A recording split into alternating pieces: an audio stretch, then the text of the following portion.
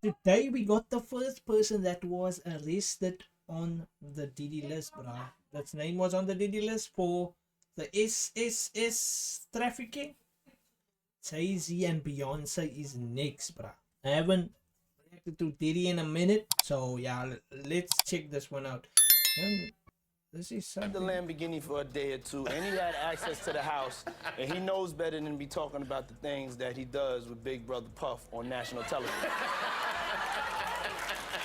Well, apparently not. Everything ain't for everybody. The former CEO of Abercrombie and Fitch and two others have been arrested as part of a criminal investigation by the FBI. The fashion world just got hit with a bombshell that no one saw coming. Fashion moguls Mike Jeffries and Matthew Smith, big names behind the Abercrombie and Fitch empire, have been arrested on federal charges similar to Diddy's case. Now here's where it gets really wild. Rumors have been flying that Diddy might have handed over a list of powerful names to the feds to save himself. A lot of people dismissed it as just gossip, but now after these high-profile arrests, it wouldn't be too surprising. No one expected though that the first powerful figure to go down would be former Abercrombie and Fitch CEO Mike Jeffries, one of the most powerful executives in the fashion industry. Jeffries, along with his partner Matthew Smith and an alleged middleman named James Jacobson, has just been hit with federal charges for running a disturbing underground operation involving transferring of people, if you know what I mean. Diddy was also indicted on very similar charges. A coincidence? Maybe or maybe not. Let's dig deeper. Federal authorities are accusing Jeffries, Smith, and Jacobson of using manipulation, fraud, and even coercion to forcefully exploit young male models, many of whom thought they were stepping into legitimate modeling opportunities. Sources say Jeffrey hosted these twisted gatherings at his New York mansion, luring guests in with the promise of career-changing modeling gigs, only to find themselves in a dark underworld of serious raw dogging. Diddy So he is doing the same what P. Diddy has been doing, but P. Diddy has been doing to like every celebrity, bruh. Let me say it's similar to what P. Diddy is doing.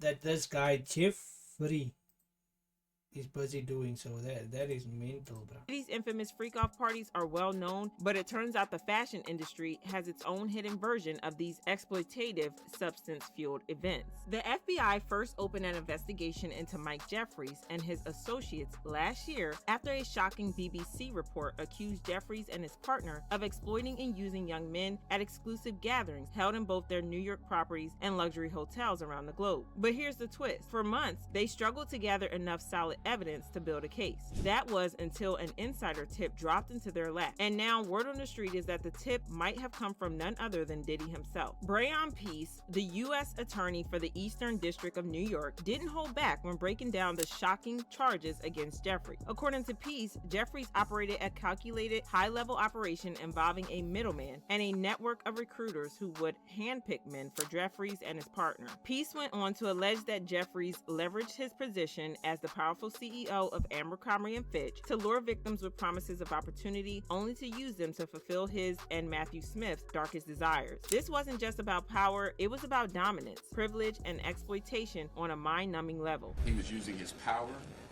his wealth, and his influence to traffic men for his own sexual pleasure and that of his romantic partner, Matthew Smith. According to Peace, Jeffries and Smith hired James Jacobson to act as a chief recruiter and middleman. Jacobson's role allegedly went beyond recruiting. He reportedly held private tryouts with young, ambitious male models worldwide, testing their willingness to engage in acts in exchange for cash. Once Jeffries and Smith approved, these men were flown out to exclusive New York residences or high-end hotels across the globe for commercial you-know-what. Jeffries and Smith employed James Jacobson to act as a recruiter to find men. Jacobson engaged in, quote, tryouts with men across the world where he would typically pay them to engage in sex acts with him. Following the tryouts with Jacobson, Smith would often then personally approve whether the men who were selected would meet Jeffries and Smith. The defendants would fly the selected men to Jeffries and Smith's homes in the Hamptons in New York City or to hotels around the world in such places as England, France, Italy, Morocco, and St. Bart's for the purpose of attending events to engage in commercial sex. Many of these men reportedly had no idea what awaited them. Most had no clue about the nature of things that would be required of them. They were allegedly promised modeling gigs with Abercrombie and Fitch that could be their big break. But upon arrival, they were met with a very different reality. Peace claimed that, with no option to back out, staffers demanded that the models sign airtight non-disclosure agreements, which later served as tools of control and intimidation, ensuring their silence long after the encounters ended.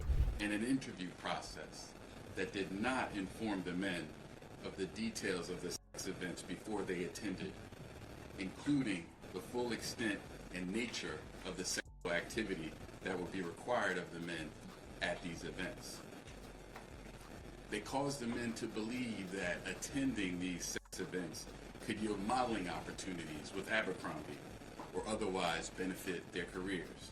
As the case deepens, the connections between Diddy, the powerful enablers, and the industry and these shocking crimes are becoming harder to ignore. The part where these aspiring models were allegedly coerced to consume spiked alcohol, Viagra, and muscle relaxers. How come that the media has been ignoring this so many years? Like, they can see that these people with power are controlling everything, bruh. I think they're even controlling the media.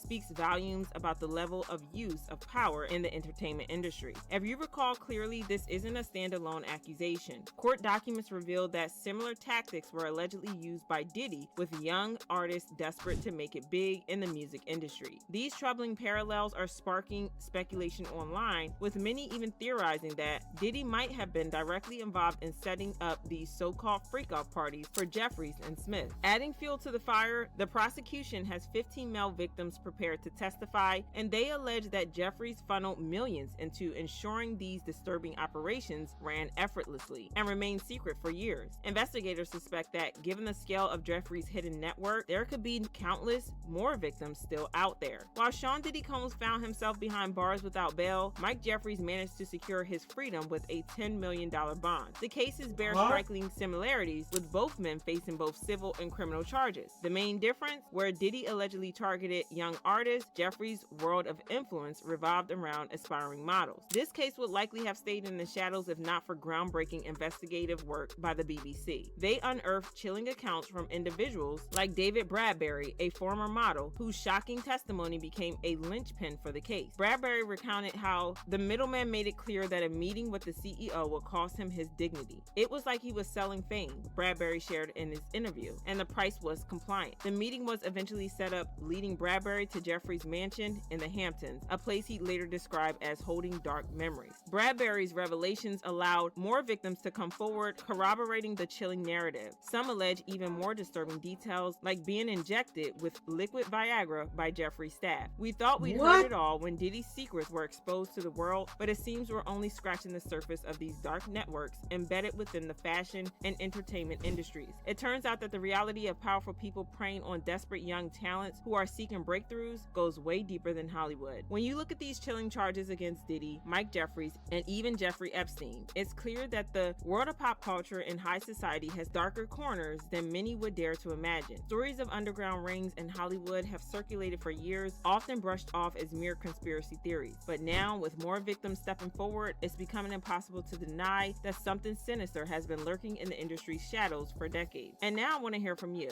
What's your take on these unsettling revelations? Do you think Diddy handed over evidence to implicate Jeffries? Drop your thoughts in the comments below. This is crazy, bruh. Each day, like, the evidence just get more evidentable.